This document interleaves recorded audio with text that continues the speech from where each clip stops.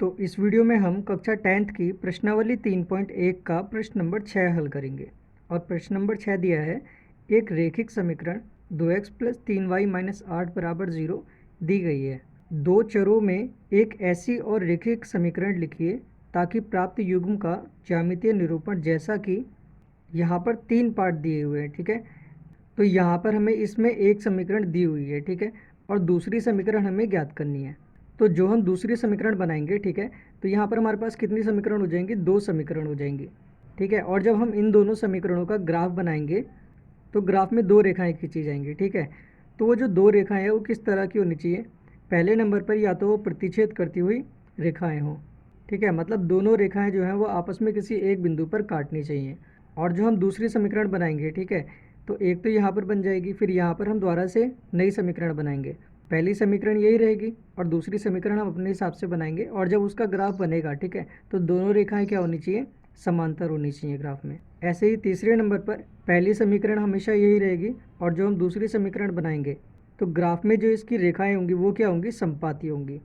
संपाती का मतलब क्या हुआ कि एक रेखा के ऊपर ही दूसरी वाली रेखा भी होगी। ठीक है, तो शुरू करते हैं। तो सबसे पहले दी गई समीकरण के अनुपात लिख लेते हैं। ठीक है, तो दी गई समीकरण की तुलना a1x + b1y + c1 = 0 से करने पर, ठीक है, इससे हमें क्या होगा? अनुपात मिल जाएंगे। a1 का मान है 2, b1 का मान 3 और c1 का मान -8।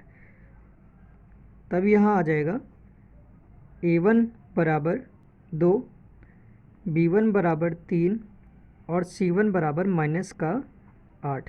ठीक है, ये वाला पार्ट मैंने यहाँ पर इन तीनों पॉइंट को सॉल्व करने से पहले निकाल लिया है। और पहले इसलिए निकाला है, ये चीज़ हमें अब बार बार नहीं निकालनी पड़ेगी। हम डायरेक्ट लिखेंगे कि a1 का मान 2, b1 का 3 और c1 का -8। ठीक है, तो अब पहला वाला पार्ट हल करते हैं। तो यहाँ पर लिखा है प्रतिच्छेद करती रेखाएं हो। ठीक है, तो प्रतिच्छेद जब करती हैं रेखाएं तो वहाँ पर एक कंडीशन होती है अनुपातों की, वो लिखते हैं। ठीक है, जब प्रतिच्छेद करती रेखाएं हों, ठीक है, तब क्या कंडीशन होती है? a1/a2 is not equals to b1/b2। ठीक है, a1/a2 बराबर नहीं आना चाहिए b1/b2 के। अगर इस तरह की कंडीशन होगी तो ग्राफ में जो रेखा होगी, ठीक है, वो प्रतिच्छेद करती होगी। अब a1 का मान और b1 का मान हमें यहाँ पर दिया हुआ है। ठीक है, और a2 और b2 का मान हमें निकालना है और वो किससे निकलेगा? दूसरी समीकरण से। ठीक है, तो अब दूसरी समीकरण निकालते हैं। तो दूसरी समीकरण हमें दी नहीं है तो हमें उसे मानना पड़ेगा। ठीक है, तो माना दूसरी रेखिक समीकरण a2x + b2y + c2 = 0 है। ठीक है, जहाँ a2 बराबर, b2 बराबर और c2 बराबर, यहाँ पे हम a2, b2 और c2 का मान रखेंगे। अब देखो a2, b2 और c2 का मान हमें क्या रखना चाहिए? हमारे पास कंडीशन क्या है कि a1/a2 बराबर नहीं होना चाहिए b1/b2 के। तो यहाँ पर ये दोनों बराबर कब होंगे? जैसे यहाँ पर अगर 1/2 दिया हो और यहाँ पर भी 1/2 दिया हो तो ये दोनों आपस में बराबर होंगे। ठीक है, अगर अलग अलग नंबर यहाँ दिए होंगे तो ये दोनों आपस में बराबर नहीं होंगे। जैसे a1, ठीक है, a1 बराबर नहीं होगा b1 के। अगर यहाँ पर 2 दिया है, ठीक है, और यहाँ पर 2 दिया है तो ये बराबर होंगे, लेकिन यहाँ 2 दिया है और यहाँ 3 दिया है तो ये बराबर नहीं होगा। ठीक है, तो यहाँ पे हम इसका मान लिखते हैं। a1 का मान दिया है हमको पहले से 2 इज़ नॉट इक्वल्स टू, और b1 का मान दिया है हमें 3। अब a2 का मान हम अपने हिसाब से यहाँ पर कुछ भी रख लेते हैं। यहाँ पे मैं रख देता हूँ 5 और यहाँ पे मैं रख देता हूँ 4। अब 2/5 जो है वो 3/4 के बराबर नहीं है। ठीक है, इससे हमें a2 का मान मिल गया, a2 बराबर 5 मिल गया और b2 बराबर 4 मिल गया। और यहाँ पर आपको ध्यान रखना है कि कौन कौन से नंबर नहीं रखने हैं, ठीक है। जैसे यहाँ ऊपर 2 लिखा है तो नीचे आपको 2 नहीं रखना है। ऐसे यहाँ पर 3 लिखा है तो नीचे की साइड में आपको 3 नहीं लिखना है। और दूसरा नंबर कौन सा नहीं लिखना है, 0 नहीं लिखना है, ठीक है। आपको कभी भी जैसे इसके अपॉन में 0 नहीं लिखना है और ना ही इसके अपॉन में कभी 0 लिखना है। इन दोनों नंबरों के अलावा आप कोई भी नंबर लिख सकते हैं। एक जो दिया हो ऊपर की साइड में वही नीचे नहीं लिखना है और दूसरा 0 नहीं लिखना है, ठीक है। अब हमें निकालना है C2 का मान। अब यहाँ पे कंडीशन हमें इतनी ही दी है, C1 और C2 का यूज़ ही नहीं है इसके अंदर, ठीक है। तो C2 का मान हम यहाँ पर कुछ भी रख लेंगे, कोई फ़र्क नहीं पड़ेगा। तो C2 बराबर मैं यहाँ पर 7 ले लेता हूँ। तो A2 B2 और C2 का मान हमने यहाँ पर निकाल लिया। अब इसको हम यहाँ पे लिख देते हैं। A2 का मान निकाला हमने 5, B2 का 4 और इसका 7। अब ये वाला मान हम इस समीकरण में रख देते हैं तो हमें दूसरी समीकरण मिल जाएगी। तो लिख देते हैं यह मान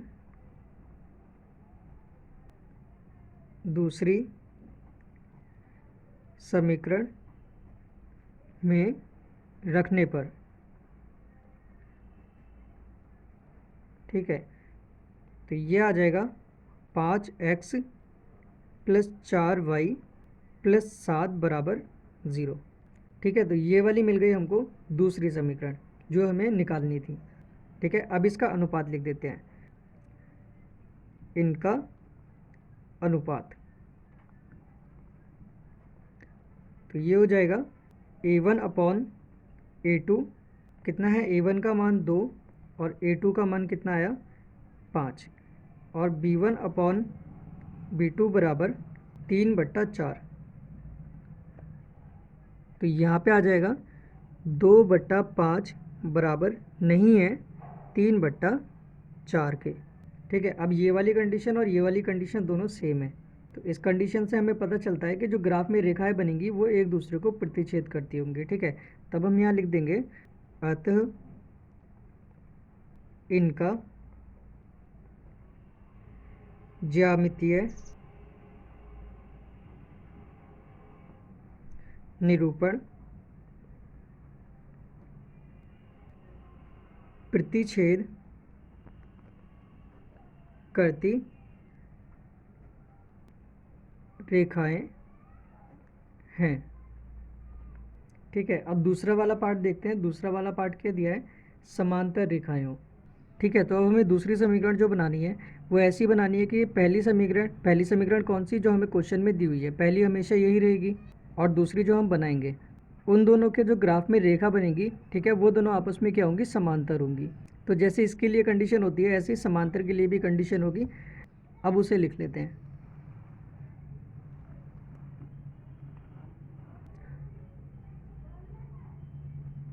जब रेखाएं समांतर हो तब, ठीक है। तब क्या कंडीशन होती है, तब होती है A1/A2 बराबर होता है B1/B2 के, लेकिन ये बराबर नहीं होता है किसके, C1/C2 के। तो ये वाली कंडीशन हमको बनानी पड़ेगी। A2 B2 और C2 का मान ऐसा रखेंगे जो इस कंडीशन को फॉलो करता होगा, ठीक है। तो अब दूसरी समीकरण को हम मान लेते हैं। माना दूसरी समीकरण A2x + B2y + C2 बराबर 0 है, जहाँ A2 बराबर B2 बराबर और C2 बराबर, इन तीनों का हम मान लिखेंगे, ठीक है। अब जो क्वेश्चन में हमें A1 B1 और C1 का मान दिया है उसको मैं यहाँ लिख देता हूँ जिससे कन्फ्यूज़न ना हो। A1 बराबर 2 दिया है, B1 बराबर 3 और C1 बराबर -8, ठीक है। तो यहाँ पे क्या कंडीशन आनी चाहिए, A1/A2 और B1/B2 बराबर आनी चाहिए। तो यहाँ पे A1 दिया है हमको 2 बट्टा, ठीक है, और B1 दिया है हमको 3। अब जब भी बराबर करने वाली आपको कंडीशन मिले तो आपको क्या करना है, ये जो ऊपर वाला नंबर है इसका दुगना कर दीजिए। तो 2 दूनी कितना होता है 4, इसके अपॉन में लिख दीजिए 4। ऐसे 3 का दुगना कर देंगे, 3 दूनी 6, तो यहाँ पे आ जाएगा 6। इससे क्या होगा, ये दोनों आपस में बराबर हो जाएंगे। कैसे बराबर होंगे, जब हम इनको काटेंगे, ठीक है। 2 × 2 और 2 दूनी 4, तो ये कितना आ गया, 1/2 आ गया। और इसको काटेंगे तो 3 एकम 3 और 3 दूनी 6, तो ये भी कितना आ गया 1/2।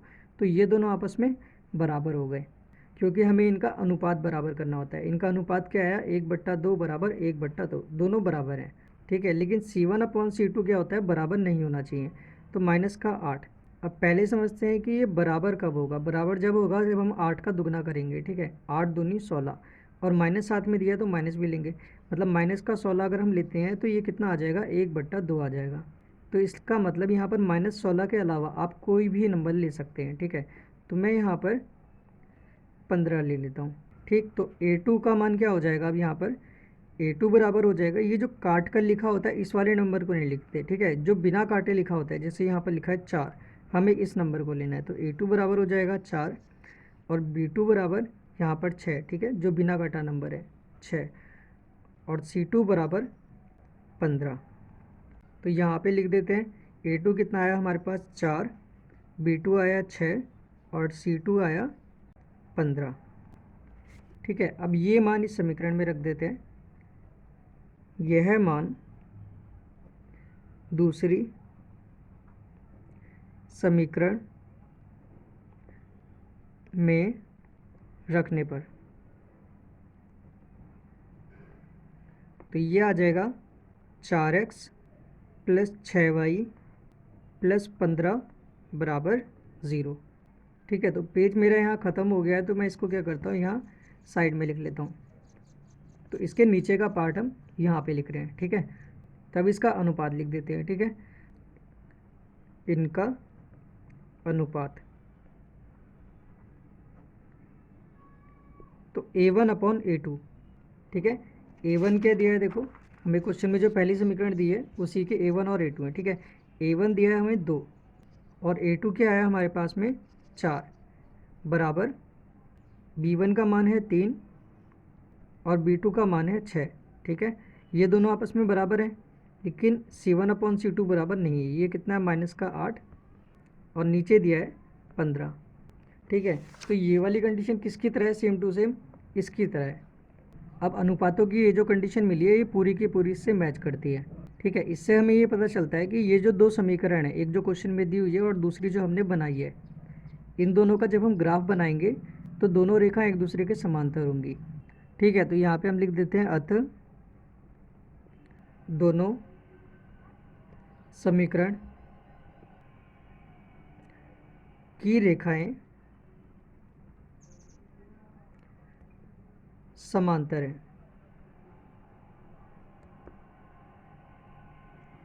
और तीसरा पार्ट दिया है हमें संपाती हो, ठीक है। संपाती में क्या कंडीशन होती है, जब